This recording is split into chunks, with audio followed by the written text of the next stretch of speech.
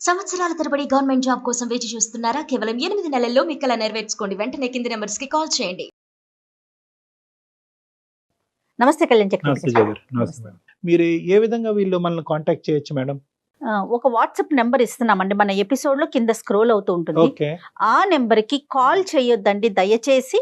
Call రాదు. Call కాకుండా just మీ ఆడియోని పెట్టండి చాలు. Okay, మీరు okay. ఎలాంటి ప్రాబ్లమ్ ని ఫేస్ చేస్తున్నారు అనే దానికి సంబంధించి ఒక 4-5 లైన్లో ఒక ఆడియోని గనక పంపించగలిగితే జీకే గారు అండ్ టీం మొత్తం స్ట్రీమ్ చేసుకోవటానికి దాన్ని విని నెక్స్ట్ ప్రయారిటీ ప్రకారం ఇప్పుడైతే ఎలా చేస్తున్నామో అట్లానే యాజ్ ఇట్ ఈస్ గా ప్రయారిటీ ఇప్పుడు ఏది ప్రకారం మేడం? తీసుకుంటాం. ఇప్పుడు ఇలాగ వాయిస్ మెసేజ్ లా చేయొచ్చా? Yes, వాయిస్ అది yes. పెట్టి ఇలా రికార్డ్ వాట్సాప్ లో వాయిస్ మెసేజ్ పెట్టేస్తే చాలు. మనం ఆ కొత్త ఎపిసోడ్స్ స్టార్ట్ చేద్దామండి. అవి కూడా ప్రేక్షకులు ఆదరిస్తారని నేను అనుకుంటున్నాను. ఖచ్చితంగా కళ్యాణ్ గారి సలహాలు సూచనలు పాటిస్తారని కోరుకుంటున్నాను. మరి ఈ రోజు ఎపిసోడ్ స్టార్ట్ చేద్దామండి. తప్పకుండా మేడం. ఎస్, భారతి అని మెయిల్ చేశారండి ఆవిడ. ఫోన్ చేసేస్తానండి, చేయండి ఒకసారి మేడం. మాట్లాడదాము. తప్పకుండా. ఇంకా నాకు సొల్యూషన్ లేదు, పరిష్కారం లేదు అనుకున్నప్పుడు చావేనేమో, డెత్ డెత్ డెత్ అనుకో. మనిషి కోరుకోంది ఏదన్నా ప్రపంచంలో ఉందంటే అది చావే మేడం. అది కోరుకో. భారతి గారు నమస్తే అండి. నమస్తే అండి. ఎవరండి మాట్లాడేది? నేను జయానండి, అందమైన జీవితం ప్రోగ్రామ్ నుంచి కాల్ చేస్తా ఉన్నాను. మీరు మెయిల్ చేశారు కదా. మేడం గారు మీరా అండి? నమస్తే అండి. చాలా చాలా సంతోషం అండి మీ నుంచి నాకు కాల్ వచ్చినందుకు. చాలా నేను- సంతోషం అమ్మా, కానీ నీ మెయిల్ చూసాక నాకైతే చాలా బాధ అనిపించింది. చాలా మంది డాక్టర్ గారు సలహాలు సూచనలు అడుగుతారు, డాక్టర్ కళ్యాణ్ గారివి, కానీ మీరు మాత్రం చనిపోవటానికి మార్గాన్ని అడిగారు. నాకు చాలా చాలా బాధ అనిపించింది. ఫస్ట్ మీరు ముందు డాక్టర్ గారితో మాట్లాడండి. తప్పకుండా అండి, భారతి గారు తప్పకుండా. నమస్తే అమ్మా. నమస్తే డాక్టర్ గారు. ఇంతకీ మీ సమస్య ఏంటమ్మా, చెప్పండి. అసలు మీ గురించి ఒక్కసారి వివరించండి. నాకు పెళ్ళయి 11 సంవత్సరాలు అవుతోందండి. ఓ. పుట్టింట్లో ఉన్నన్నాళ్ళు మేము 3 అమ్మాయిలము, ఒక అబ్బాయి. నేను రెండో అమ్మాయిని. పుట్టింట్లో చాలా నాన్నగారు గవర్నమెంట్ ఉద్యోగం చేసేవాళ్ళు. ఇప్పుడు రిటైర్ అయ్యి ఏదో చిన్న జాబ్ చేసుకుంటున్నారు. అలాగే వాళ్ళు చెప్పినట్టుగానే వాళ్ళు చెప్పిన సంబంధాన్ని చేసుకున్నానండి. ఒక అబ్బాయి. నిజంగా ఒక అమ్మాయి ఇంకొకరి జీవితంలోకి వెళ్తుంది అన్నప్పుడు ఎంత ఆనందంగా వెళ్తుందండి, ఎన్ని ఆశలతో వెళ్తుందండి. అంతే కదా. అందులోనూ పెద్దవాళ్ళు కుదిర్చారు అంటే మనకి తగ్గట్టుగానే వాళ్ళు చూసుంటారు కదా అన్న ఆనందంలోనే ఉంటుంది కదా అండి. Blind faith. అంతేనమ్మా, అంతే అంతే. అతను ఎంత దుర్మార్గుడు అంటే అయ్యో చాలా అండి, చాలా అంటే చాలా దుర్మార్గుడు. అమ్మా. వాళ్ళకి చాలా వ్యాపారాలు ఉన్నాయి, రియల్ ఎస్టేట్ వ్యాపారాలు ఉన్నాయి. మన వాళ్ళకి మంచి అవే డబ్బున్న కనిపిస్తాయి. వాళ్ళు, పలుకుబడి ఉన్న వాళ్ళే, సంఘంలో పలుకుబడి ఉన్న వాళ్ళే. కానీ మనసులో మాత్రం క్రూరత్వం నిండిపోయిన వాళ్ళండి.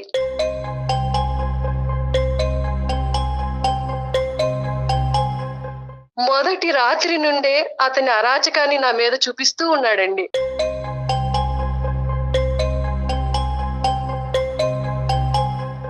అయ్యో మందు తాగి వచ్చి తాగుడు.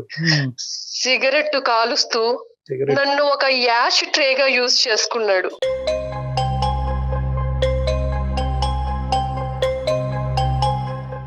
ఆయన ఎలా భావించేవారంటే Hmm. ఈ మొహాన్ని నేను చేసుకోవడం ఏంటి, దీన్ని భరించాల్సిన కర్మ నాకేంటి, దీంతో నాకు సంబంధం లేదు అన్నట్టుగా ప్రవర్తించేవారండి. అదేలేండి. ఆయనకి ఉన్న చెడు అలవాట్లు ఒకటి కాదండి, ఒకటి కాదు. ఏ అలవాట్లయితే ఉండకూడదు అన్నీ అన్ని ఉన్నాయి. రకాల అలవాట్లు ఉన్నాయి, అన్ని అలవాట్లు ఉన్నాయి. అంటే భారతి గారు ఫైనాన్షియల్ గా వాళ్ళకన్నా మీరు ఏమన్నా తక్కువ అండి? అట్లాంటి భావన ఉండేది అతనికి? ఫైనాన్షియల్ గా వాళ్ళకన్నా తక్కువే, కానీ మా పేరెంట్స్ మంచిగానే చక్కగా అన్ని వాళ్ళు అడిగినట్టుగానే చేశారు, పంపించారండి. ఎంతమ్మా ఇప్పుడు ఈ స్థాయిలో తాగేవాడి గురించి కనుక్కోవటం ఎంత చెప్పండి. ఆ వీధిలో రోడ్లు ఊడ్చే వాళ్ళని అడిగినా కూడా చెప్తారు, అమ్మా ఎలాంటి వాడు ఇలాంటి వాడు అంటే, బాబు వాడు తాగి ఎక్కడెక్కడ పడిపోతా ఉంటాడని చెప్తారు. అసలు ఏమైనా వాకప్ వాకప్ జరిగిందా? చేశారా? అసలు అలాంటి వాకబుల్ చేయలేదండి. చెప్పారు వాళ్ళకి వ్యాపారాలు ఉన్నాయి, డబ్బున్న వాళ్ళు, డబ్బులు, వాళ్ళకి వ్యాపారం. సంఘంలో పలుకుబడి ఉంది, మీ అమ్మాయిని ఆ ఇంట్లోకి ఇస్తే సుఖపడుతుంది, అలా చెప్పి వాళ్ళు నన్ను పంపించారండి. నాకు కూడా అలాగే చెప్పారు, అమ్మ నువ్వు పుట్టింట్లో కన్నా అత్తారింట్లో చాలా సుఖపడతావు, నువ్వు చాలా అదృష్టవంతురాలివి. మరి నీ మీద జరిగిన అబ్యూజ్ ఏంటమ్మా? అంటే నీ మీద ఎటువంటి జరిగింది? అంటే కేవలం తాగి పడుకునేవాడు, సిగరెట్లు తాగి పడేసేవాడా, లేదంటే నీ మీద ఏమన్నా? ఏం చెప్పాలండి, ఏం చెప్పేవాళ్ళు, కొట్టేవాళ్ళండి. ఆయన చేతికి ఏదొస్తే అది మీదకి విసిరేసేవాళ్ళు.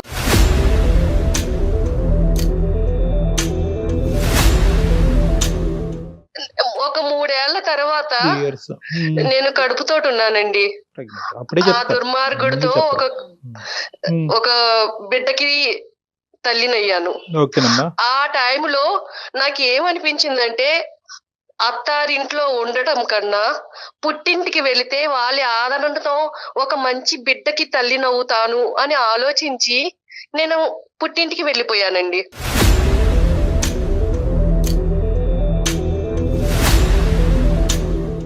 కనీసం బిడ్డ పుడితే అన్నా వాళ్ళలో మారతాడు. మార్పు వస్తుంది, ఆ బిడ్డని చూసుకున్నా ఆ తండ్రి మారుతాడు అన్న ఇదిలో వెళ్ళానండి.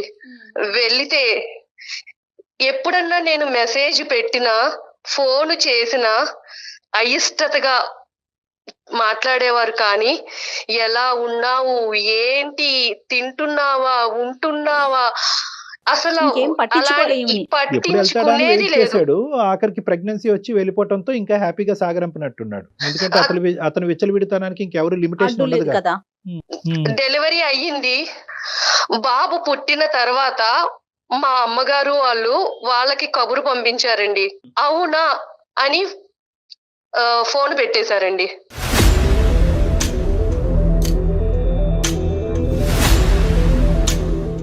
సరే, ఫైనల్ గా ఎప్పుడు చెప్పావమ్మా? మీ పుట్టింటోళ్ళకి ఎప్పుడు చెప్పావు? వాళ్ళ రియాక్షన్ ఏంటి? అది ఇంపార్టెంట్ మాకు. పుట్టింటి వాళ్ళకి ఎప్పుడు చెప్పానంటే ఎప్పుడైతే వాళ్ళు బిడ్డని కూడా చూడటానికి రాలేదో అప్పుడు చెప్పారు.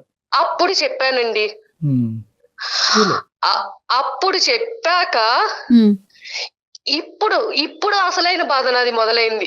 ఇప్పుడు పుట్టింటి వాళ్ళకి నేను చులకనైపోయాను.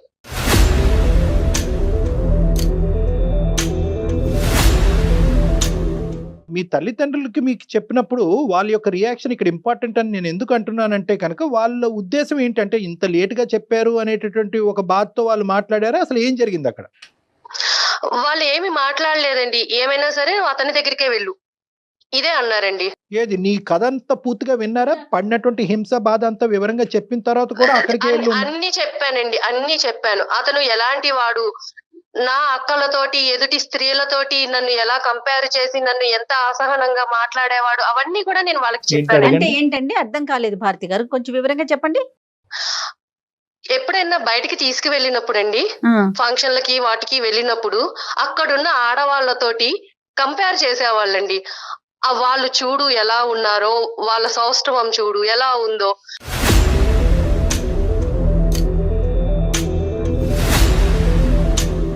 పక్కన భార్యని పెట్టుకుని ఎదుటి స్త్రీలో అందాన్ని వెతుక్కుంటున్నాడు కదా, ఏంటి నాలాంటి ఆడదాని పరిస్థితి ఏంటి, ఇలాగే ఉంటారా ప్రతి మగవాళ్ళు అన్న బాధ కూడా ఆలోచన నాకు ఉండేది. వచ్చేసింది తనకి.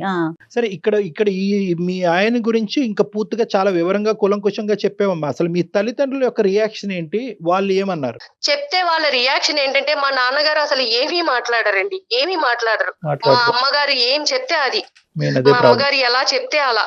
కూర్చోమంటే కూర్చుంటారు, నుంచోమంటే నుంచుంటారు. అంతా మా అమ్మగారి చేతుల్లోనే ఉందండి. మా అమ్మ, మా అక్క, మా పెద్దక్క, వాళ్ళకి ఇంకా చాలా చులకనగా ఉండి, నువ్వు వెళ్ళు, ఏదైనా సరే నువ్వు అక్కడే ఉండాలి, అతని దగ్గరే ఉండాలి, మేం చేసుకోవట్లేదు ఆ సంసారాలు, మేము లేము ఆ మొగుళ్ళతోటి అని చెప్పేసి అన్నారండి.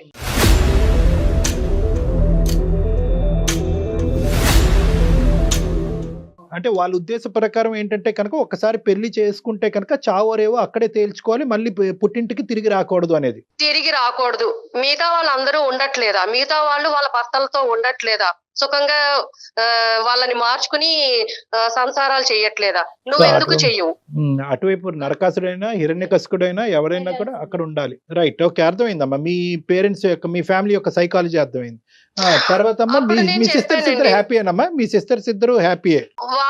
వాళ్ళ హ్యాపీ, చాలా హ్యాపీగా ఉన్నారండి, వాళ్ళు చాలా హ్యాపీగా ఉన్నారు. సో పుట్టింటికి వచ్చిన తర్వాత నీ బాధ చెప్పుకునేటటువంటి క్రమంలో మీ సిస్టర్స్ దగ్గర నుంచి కూడా నీకు ఎటువంటి సపోర్ట్ రాలే?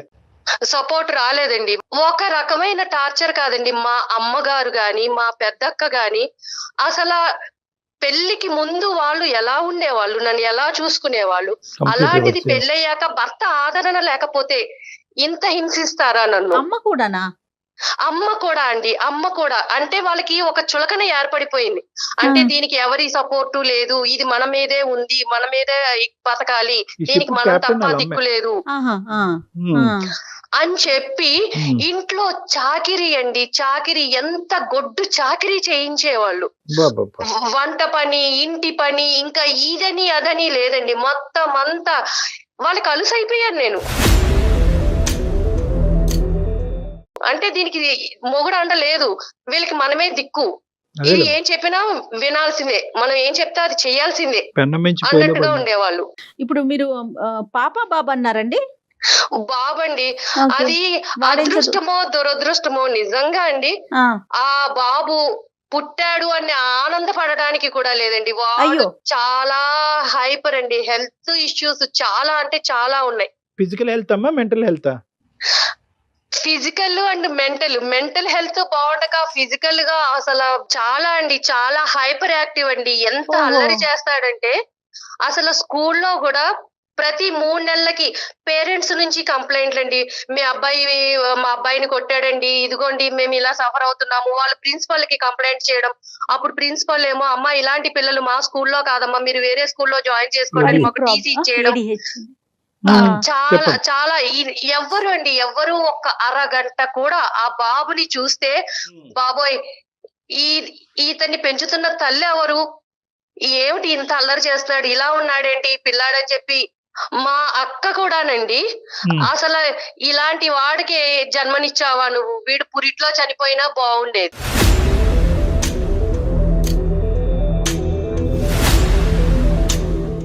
మా తమ్ముడండి మేనల్లుళ్ళు అంటే చాలా ఇదిగా ఉంటారు కదా, వాడు ఏదో అల్లరి చేస్తూ విరక్కొట్టాడని చెప్పి మా తమ్ముడు నన్ను కొట్టాడండి, నన్ను కొట్టాడు. అలాంటి పిల్లాన్ని నువ్వు అసలు నీకు పిల్లని పెంచడం వచ్చా రాదా, ఏంటి అలా పెంచుతున్నావు పిల్లని, వాణ్ణి కాదండి నన్ను కొట్టాడు. లోకువైపోయింది అమ్మాయి. ఇలా స్కూల్ నుంచి ఏవో ఫోన్స్ వచ్చేవండి పేరెంట్స్ నుంచి, నేను ఫోన్ మా పక్కకి వెళ్ళి మాట్లాడుతుంటే మా అమ్మ అనేది, ఎవరితో మాట్లాడుతున్నావే, అయ్యో ఎవరితో మాట్లాడుతున్నావు, ఎవరితో రంకు కడుతున్నావు,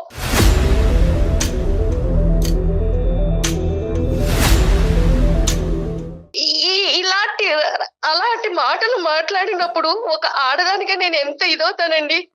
మా అక్క మల్లెపూలు కొనుక్కునేదండి, ఒకసారి ఆ మల్లెపూలు నా చేతిలోకి తీసుకుంటే నీలాంటి దానికి ఎందుకే మల్లెపూలు అందండి. అంటే నేను ఎందుకు పనికిరాని దాన్ని, అంటే వాళ్ళకి ఎందుకు అంత లోకం అయిపోయాను, ఎందుకు అంత చులకనగా మాట్లాడాలి నన్ను.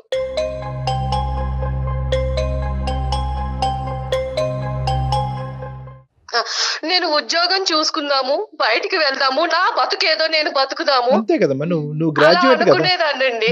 కానీ అన్ని దారులు మూసేశారండి, అన్ని దారులు మూసేశారు. బయట ప్రపంచం అంటే ఏమిటో తెలియకుండా చేసేశారు, నన్ను నిర్బంధించేశారు. నా తల్లి నా అక్క వీళ్ళందరూ కూడా నన్ను బంధించేశారు, నిర్బంధించేసి అసలు ఏమీ తెలియని దానిలాగా చేసేశారండి.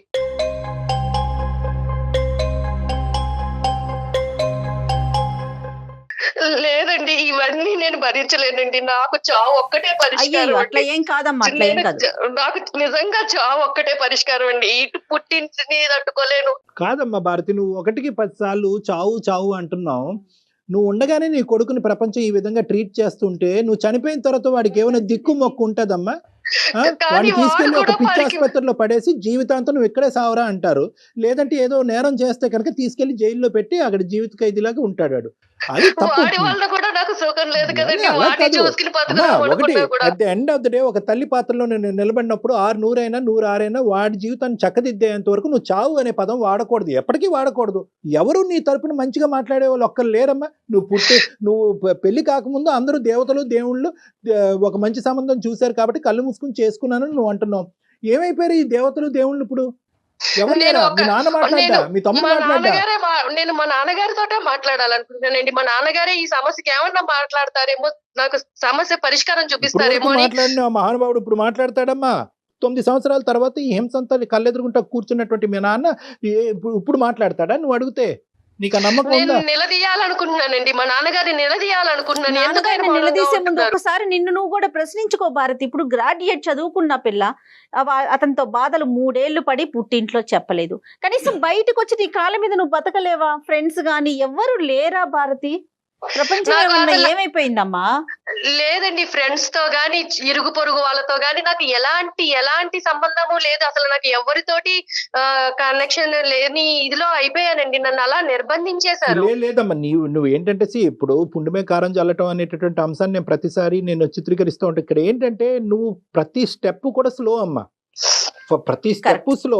ఒకటి ఏంటంటే ఐదర్ అవతల వాళ్ళ గురించి సాక్రిఫైస్ చేస్తావు, మొగుడు శాడిస్ట్ అయినా కూడా కొడుకుని ఇస్తే కనుక వాడు దేవుడు అయిపోతాడని అనుకున్నావు, తల్లిదండ్రులకు చెప్తే వాళ్ళు బాధపడతారు అనుకున్నావు, మళ్ళీ అక్కడ కంగు తిన్నావు. మీ తల్లిదండ్రులు వాళ్ళు ఏంటంటే కంప్లీట్ గా రివర్స్ పిక్చర్ చూపెట్టి వాడికి మించినటువంటి శాడిస్ట్ లాగా ఏమనుకోవద్దు, వాడికి మించిన శాడిస్ట్ లాగా వీళ్ళు తయారయ్యారు. ఎక్కడ కూడా పుట్టింటి వాళ్ళు ఇలా రియాక్ట్ అవుతారని మనం అనుకోలేదు. దానికి తోడు ఏంటంటే ఎప్పుడైతే నీ కొడుకు ఇలా పుట్టాడో నీకేంటంటే అన్ని ద్వారాలు మూసిపోయి నాకు ఇంకో జీవితం లేదని చెప్పి నువ్వు ఫిక్స్ అయిపోయావు. ఇప్పుడు నాకు కావాల్సింది ఏంటంటే మీ తండ్రి గారిని నిలదీయాలి, అడగాలి అని అనుకునేటటువంటి మీ ఆలోచన వెనకాతల నెంబర్ 1, ఈ రోజు మీరు మాకు ఎలా చేసి మాట్లాడుతున్నారు, ఇప్పుడు ఎక్కడున్నారు మీ అమ్మాళ్ళు అందరూ? అంటే ఇంతకాలం మా అమ్మగారు వాళ్ళ అమ్మగారికి బాలేదు అంటే వేరే ఊరు వెళ్ళారండి. అమ్మమ్మకి బాలేదు, అయితే ఆవిడ కాలం చేశారు. ఇంకొక 11 రోజుల వరకు వాళ్ళు రారు. నా సమస్యకు కూడా ఒక పరిష్కారం దొరుకుతుందని ఇమీడియట్ గా నేను మీకు మెయిల్ చేశారు. సంతోషం అమ్మా, అక్కడ వరకు సంతోషం. మీరు అసలు ఏం ఎక్స్పెక్ట్ చేస్తున్నారు? నాన్నగారితో మాట్లాడాలని అంటున్నారు, మెయిల్ లో కూడా చూసాను. నేను నాన్నగారితో మాట్లాడాలండి. నా సమస్యకి పరిష్కారం నాన్నగారే చెప్తారా, డాక్టర్ గారే చెప్తారా? కానీ నన్ను ఈ చిక్కుల వలయం నుంచి, ఈ సమస్యల నుంచి నన్ను బయట పాడేయండి. భారతమ్మ, ఒక్కటి తల్లి, ఎవడి జీవితం నుంచి బయట పడేయలేడమ్మా. మన జీవితానికి సంబంధించినటువంటి నిర్ణయం మనం తీసుకోవాలి. మేము కేవలం మెంటర్స్ మాత్రమే. కొద్దిగా టార్చ్ లైట్ వేస్తాం, ఆ చీకటిలోంచి మీరు నడుచుకుంటూ వెళ్ళాలి. టార్చ్ లైట్ మాత్రమే. అయినా సరే మీ తండ్రిని కొన్ని ప్రశ్నలు అడుగుదామని అనుకుంటున్నావు కాబట్టి అతనితో మాట్లాడి. ఎక్కడున్నాడో మాత్రం? నాన్నగారు బయటికి వెళ్ళారండి, ఆయన ఉద్యోగం చేస్తారని చెప్పాను కదా, అక్కడికి వెళ్ళారండి. అలాగే మీ సమస్యకు ఒక పరిష్కారాన్ని నిర్ణయించుకోండి. ఆయన నిలదీస్తారు, నిలదీస్తే ఏమవుతుంది, మీ కడుపు మంట చల్లారుతుంది, అంతే. నెక్స్ట్ ఏంటి అది కూడా ఆలోచించండి, అంతే కదా కళ్యాణ్ గారు? అంతే. మరి మాట్లాడదామండి. ఎట్లా లైన్ కలుపుతారా భారతి గారు మీరు? నేను నాన్నగారికి ఒకసారి కాల్ చేస్తానండి.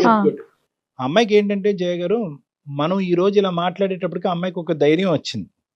ఇప్పుడు స్టార్ట్ అయింది అమ్మాయి జీవితంలో ఏంటంటే నెంబర్ 1, ప్రశ్నించాలి, అడిగి కారణాలు తెలుసుకోవాలి, తర్వాత సమస్యకి పరిష్కారం ఎత్తుక్కోవాలి. సహజంగా మనిషి ఒక మానసిక పరిస్థితి తెలిపి ప్రశ్నలకి బదులు కావాలి. సమస్య పరిష్కారం ఎత్తుక్కుంటే ఎత్తుక్కోరు. అదే నమ్ముతాను, అందరికి అదే నమ్మకాన్ని ఇస్తూ ఉంటాను. మన థింకింగ్ లైన్ మారాలి. హలో, ఏంటమ్మా? ఏం చేస్తున్నావు నాన్న? ఏం చేస్తున్నానమ్మా, ఇప్పుడుండే కష్టాలే. నాన్న, నా పరిస్థితి నువ్వు చూస్తున్నావా నాన్న? ఇంట్లో పరిస్థితి నీకు అర్థం అవుతుందా నాన్న?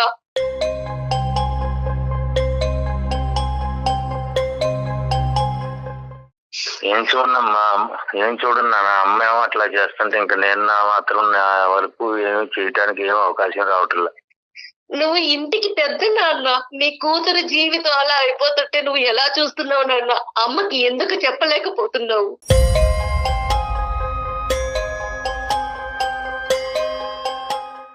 మీ అమ్మ పెట్టే చిత్రహింసలకి నేను చెప్పినా గానీ వినటం లేదు, చెప్పేటంత అవకాశమే ఇవ్వటం లేదు నాన్న. మీరు అలా అంటే కుదరదు నాన్న. నా సమస్యకి పరిష్కారం చెప్పాలి. మీరు నా కన్న తండ్రి, నా జీవితం ఇలా అయిపోయింది మీరు చూసిన సంబంధమే కదా నాన్న నేను చేసుకున్నాను.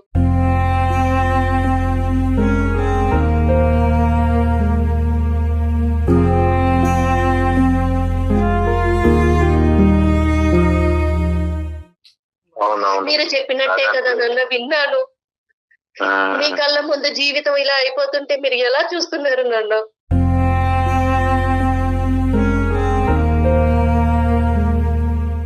నా బాధని ఎవరితో చెప్పుకోవాలో తెలియక అందమైన జీవితం అనే ప్రోగ్రామ్ ని డాక్టర్ గారికి చెప్పుకుందాము, కళ్యాణ చక్రవర్తి గారిని సలహా అడుగుదామని వాళ్ళని అప్రోచ్ అయ్యాను నాన్న. వాళ్ళకి మెయిల్ పంపించాను.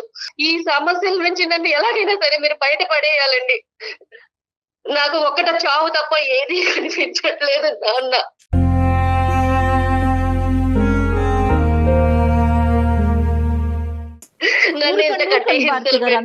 భారతి గారు, అమ్మా భారతి, శ్రీనివాసరావు గారు నమస్తే అండి. నేను డాక్టర్ కళ్యాణ్ చక్రవర్తి అండి, అందమైన జీవితం అనే కార్యక్రమం నుంచి మాట్లాడుతున్నాను, సుమన్ టీవీ తరఫున.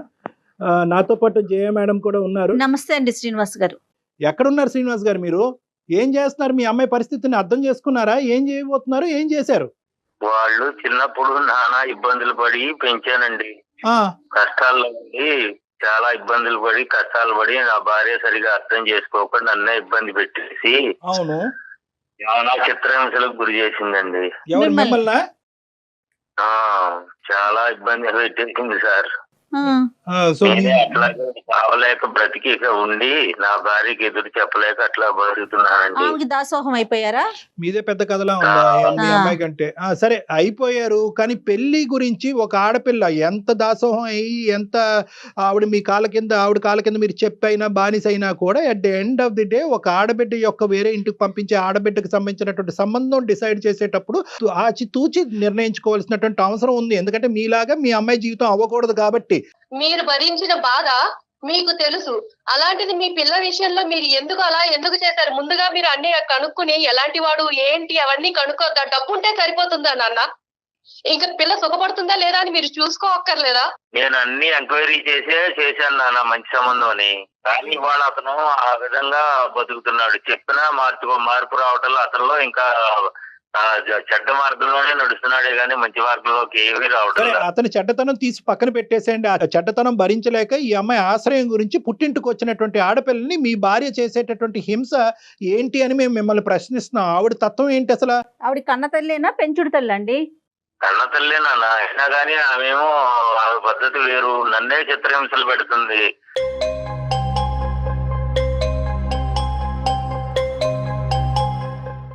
గ్యాస్ స్టవ్ మీద వచ్చి ఆ శారీ వేసేసి ఇక నేను చచ్చిపోతానని అంటుంది. అయినా నేను ఎదురు చెప్పలేక ఇక నేను బ్రతుకుతున్నా.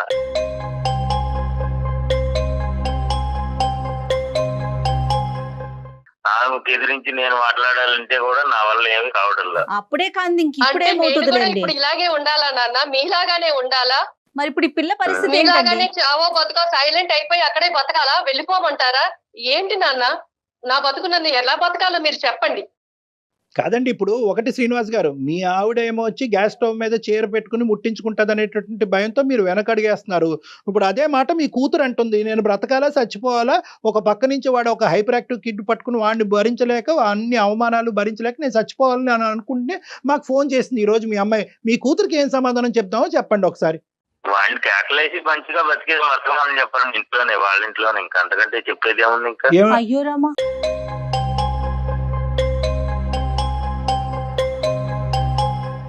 ఎంత భరించినా ఏం మాట్లాడుతున్నారు సార్? మళ్ళీ అతని దగ్గరికే వెళ్ళమంటున్నారు నాన్న. మరి మీరు ఏమన్నా న్యాయంగా ఉందా అసలు? మీకు చెప్పండి. మంచి మార్గంలో నడువు నాన్న, ఇంకా అంతకంటే నేను చెప్పేది ఏముంది? మరి అదే మార్గంలో మీరు నడవచ్చు ఎంతకంటే కదా. మంచి ఆయన ఏముంది? అందుకే నడుస్తున్నాడా సైలెంట్ గా?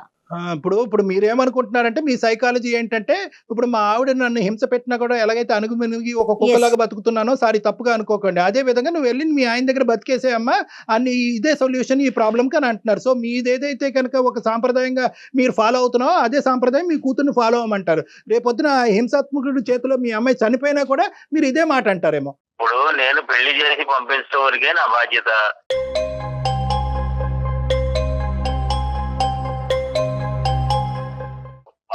చేతులు దులిపేసుకున్నారా నాన్న? పెళ్లి అయిపోయిన తర్వాత చేతులు దులిపేసుకున్నారా మీరు అసలు? ఇప్పుడు మీ ఆవిడ నోరు ఆవిడ ఏంటంటే ప్రత్యక్షంగా కనిపిస్తుంది, మీరేంటంటే ఎక్కడో ఉద్యోగం చేసుకుంటున్నారు కాబట్టి మీ యొక్క తీరు, మీ వ్యక్తిత్వం, మీ మాట పద్ధతులు, మీ ఆలోచన శైలి ఇప్పుడుకొచ్చి ఈ మహాతల్లికి కనిపించలేదు. అంటే తల్లిదండ్రులు ఇద్దరు ఒకటే.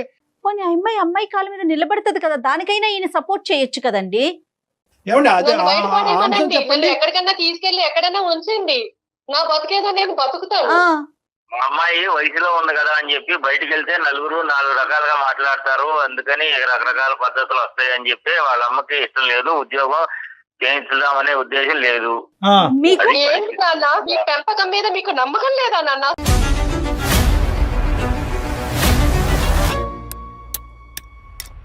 ఇప్పుడు చచ్చిపోవాలి మీ అమ్మాయి నిజంగా. ఇప్పుడు ఇప్పుడు ఇప్పుడు ఏదైతే కనుక కన్న తల్లిదండ్రులు మీరు ఈ విధంగా మీ కన్న కూతురు గురించి మాట్లాడుతున్నారో ఇప్పుడు నిజంగా మీ అమ్మాయి చచ్చిపోవాలన్నమాట. మీ బిడ్డ మీద మీరు నమ్మకం లేదండి, ఆ అమ్మాయి క్యారెక్టర్ గురించి మీరు మాట్లాడుతున్నారా ఈ రోజు? వాళ్ళు చక్కగానే ఇంట్లో బతుకుతానంటున్నారు కదా, ఇంట్లో ఉండే ఏమైంది? బయటికి వెళ్ళి 4 మాటలు అనిపించుకునే దానికంటే ఇంట్లో చక్కగా ఇంట్లో అంత ఉన్నానా గొప్పగా నాన్న? ఉందండి మీ ఇంట్లో? మీరు చూస్తున్నారు కదా, దాన్ని చక్కగా ఉండడం అంటారా? చెప్పండి.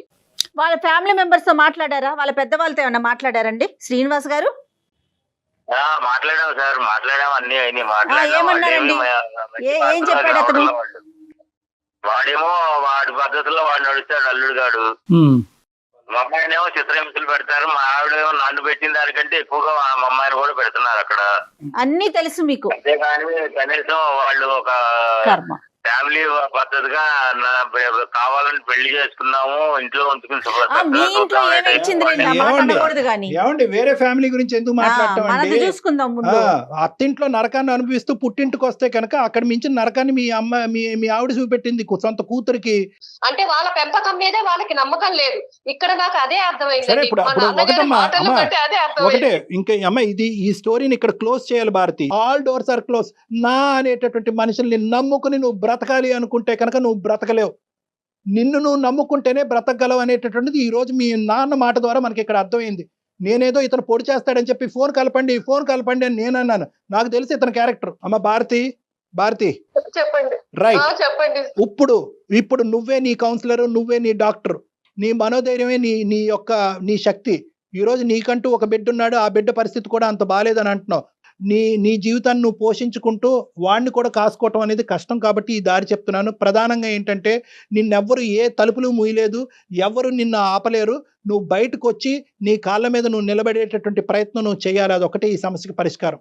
బయట ప్రపంచం అసలు ఎలా ఉంటుందో మర్చిపోయానండి. మర్చిపోయి 12 ఏళ్ళు అవుతుంది బయట ప్రపంచంతో సంబంధాలు తెగిపోయి. ఇన్ని రోజులు నువ్వు ఏం చేసావంటే కనుక నాకందరూ ఉన్నారు, ఈ అందరూ మారితే కనుక అక్కడ మొగుడు మారుతాడన్నావు, మారలేదు. తల్లి మారుతాడన్నావు, మారలేదు. తమ్ముడు మారుతాడన్నావు, మారలేదు. అక్క చెల్లి మారలేదు. ఈ రోజు మీ నాన్న మారుతాడని చెప్పి మాకు ఫోన్ చేసాం, మీ నాన్న కూడా మారలేదు. నాకు అలవాటు లేదండి, నాకు ఎవరు లేరు అనేటటువంటిది కాదు. మీకు మేము ఉన్నాం. మీరు అంత మాట అన్నారు, మీరు నాకు అంత మోరల్ సపోర్ట్ ఇచ్చినప్పుడు నేను తప్పకుండా ఒక స్టెప్ తీసుకుంటాను. మా అమ్మగారు వాళ్ళు వచ్చే లోపు నేను ఎలాగైనా సరే నేను ఆ ఇంటి నుంచి బయటపడి నా కాళ్ళ మీద నేను నిలబడాలండి. ఎస్, నీ క్వాలిఫికేషన్ బట్టి అమ్మ ఇది అంత ఈజీ ప్రయాణం కాదు. నువ్వు అన్నట్టుగానే ఏంటంటే ఇప్పటి వరకు అక్కడే ఉంటూ అదే కుంపట్లో ఉంటూ ఆ విధంగానే బ్రతికి బయట ప్రపంచాన్ని అంతా నువ్వుగా కట్ చేసేసుకున్నావు చూడు. ఇప్పుడు బయట ప్రపంచంలోకి వచ్చి నీ కాళ్ళ మీద నిలబడటం అనేటటువంటిది అంత ఈజీ అయితే కాదు అని చెప్పి నువ్వు నరకం అనుభవించే అంత కష్టం కూడా కాదు. యాజ్ ఏ సైకియాట్రిస్ట్ నేను ఏమంటున్నానంటే నీ కొడుక్కి మంచి రీహాబిలిటేషన్ సెంటర్లో పెట్టిద్దాం, ఫ్రీగా పెట్టిద్దాం. ఏదన్నా అట్లీస్ట్ నువ్వు ఏంటంటే నీ కాళ్ళ మీద నువ్వు నిలబడేంత వరకు ఆ రీహాబిలిటేషన్ సెంటర్కి ఏదైనా నువ్వు పే చేసేంత వరకు నీకు ఫ్రీగా మేము సపోర్ట్ ఇవ్వడానికి ట్రై చేస్తాం. ఓకే, ఆ అబ్బాయికి ప్రధానంగా ఏంటంటే మీ అందరూ గొడవల వల్ల ఏంటంటే వాడు నెగ్లెక్ట్ అయిపోతున్నాడు. 12-13 సంవత్సరాల తర్వాత ఇటువంటి పిల్లలు మారేదానికి అవకాశం ఉండదు. వాళ్ళు ఇంకా హింసాత్మకమైనటువంటి దారిలోకి వెళ్ళిపోతారు. కాబట్టి ఈరోజు నీ సమస్య ఒక ఎత్తు అయితే కనుక వాడిని బాగు చేయడం అనేది కూడా ఇంకో ఎత్తు. సో వాడికి ఇంకా 9 years అంటున్నావు కాబట్టి నెక్స్ట్ 3 years మనం వాడి యొక్క జీవితం ఒక గాడిలో పెట్టడానికి మనం అందరం యుద్ధం చేయాలి. ఆ సపోర్ట్ లో మేము కూడా ఉంటాం, జయ గారు కూడా ఉంటారు, తప్పకుండా ఉంటుందండి. అందులో అసలు ఎటువంటి సందేహం లేదు. చాలా సంతోషం అండి, చాలా మనోధైర్యాన్ని ఇచ్చారు నాకు. ఇది అయిపోయిన తర్వాత నేను మీతో ఒకసారి పర్సనల్ గా మాట్లాడతాను భారతి గారు. ఏం చేద్దాం, ఎలా చేద్దాం, మీ క్వాలిఫికేషన్ కి తగినట్టుగా ఎలాంటి పని దొరుకుతుంది, ఇవన్నీ మనం ఆలోచిద్దాము. మీరు అన్నట్లుగా అమ్మ వాళ్ళు వచ్చేలోపు ఒక నిర్ణయం తీసుకోండి. అవసరమైతే ఒక కంప్లైంట్ పెట్టేసేయండి. అంతేనా కళ్యాణ్ గారు? ఎస్, ఓకేనమ్మా, ధైర్యంగా ఉండండి. సూపర్. ధన్యవాదాలండి డాక్టర్ గారు, చాలా సంతోషం అండి మీతో మాట్లాడాక. నాకు చాలా హ్యాపీగా ఉందండి. ఆల్ ది బెస్ట్ అమ్మా, will be in touch with you. ఓకేనండి, థ్యాంక్ యూ అండి. Right sir. ఎలా మొదలైంది, ఎలా ఎండ్ అయింది చూడండి కళ్యాణి గారు. అమ్మాయికి ఏంటంటే అది నేను ఇందాక అన్నాను కదా స్టార్టింగ్ లో, కొన్ని ప్రశ్నలకు ఆ అమ్మాయికి బదులు దొరికేంత వరకు ఈ అమ్మాయి నెక్స్ట్ అడుగు ఏదో అని చెప్పి నేను స్టార్టింగ్ లో చెప్పాను. ఇప్పుడు ఆ సమాధానానికి తనకు దొరికింది. అంటే మా నాన్న మారుతాడేమో, మా నాన్న ద్వారా నేను ఇంట్లోంచి బయట పడచ్చేమో అనేటటువంటి ఆలోచనని ఇప్పుడు ఆ అమ్మాయికి ఏమర్థమైందంటే కనుక మా నాన్నగారు తలుపు వేసుకుని అతని స్వార్థం చూసుకుంటున్నాడు తెలిసింది. కాబట్టి ఇప్పుడు నెక్స్ట్ అడుగేయడానికి ఆ అమ్మాయి రెడీ అయింది. రైట్ అండి. ఎపిసోడ్ అయిపోయినాక నేను ఒకసారి పర్సనల్ గా తనతో మాట్లాడతాను, మీకు అప్డేట్ చేస్తాను. తప్పకుండా జయ గారు. Right, thank you so much అండి.